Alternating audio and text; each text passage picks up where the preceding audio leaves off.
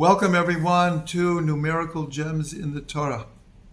Reincarnation is not mentioned in the Torah, not explicitly, or the Tanakh, the Bible, or the Talmud, or the Midrash. In other words, explicitly it is not mentioned in the written Torah or the oral Torah. And yet in our mystical tradition, going back thousands of years, it is spoken about, and explicitly, in Sefer HaBahir, Sefer HaZohar.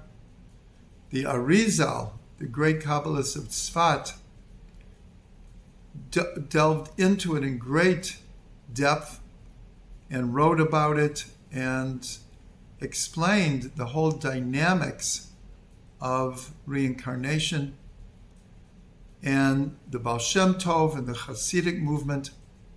And so the concept of reincarnation has, we'll call it, almost become mainstreamed into Jewish thought and acceptability.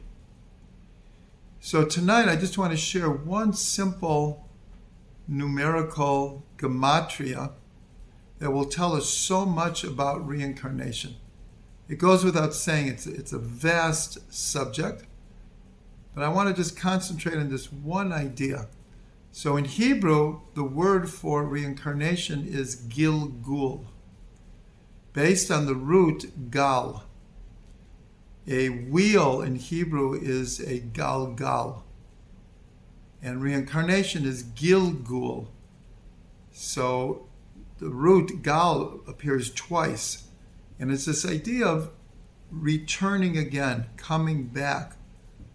What goes around comes around. A wave is called a gal.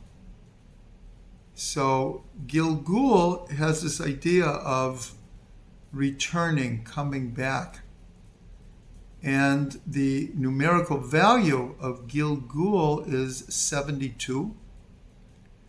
And a very, very important word in Hebrew also has the numerical value of 72, and that is chesed, loving kindness, giving, mercy. And so what do we learn from this? That we might think in other religions or spiritual paths that also subscribe to reincarnation, many times it's considered a punishment. The idea is to get off the wheel of incarnations and not have to come back to this world. And if you do, it must mean that you did something wrong and you need to fix it. So that is an idea that also is true within a Jewish view of reincarnation.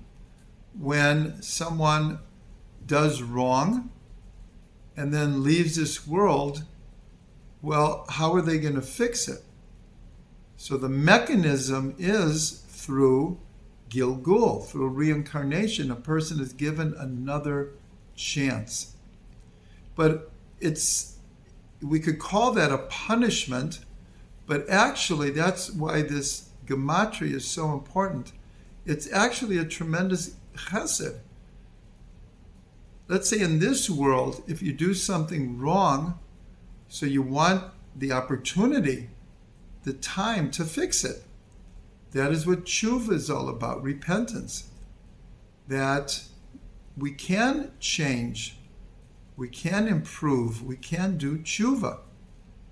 But there are other reasons that were given why a person would come back to this world, not only as a punishment for having done something wrong, but a person could really elevate themselves to great heights, and then they leave this world, but they could actually elevate even more.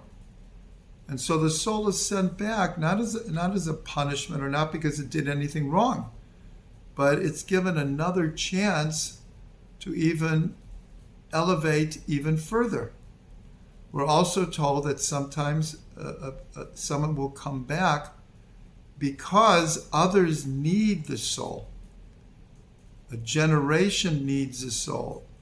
The Jewish people need the soul.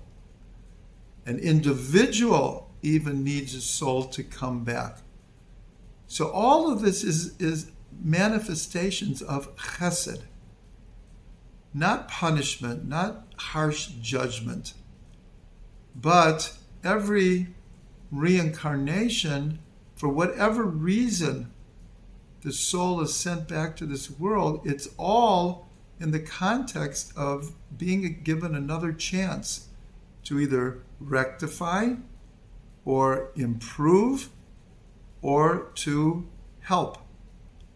So this is just a very, very important idea about reincarnation, and that Gilgul equals chesed.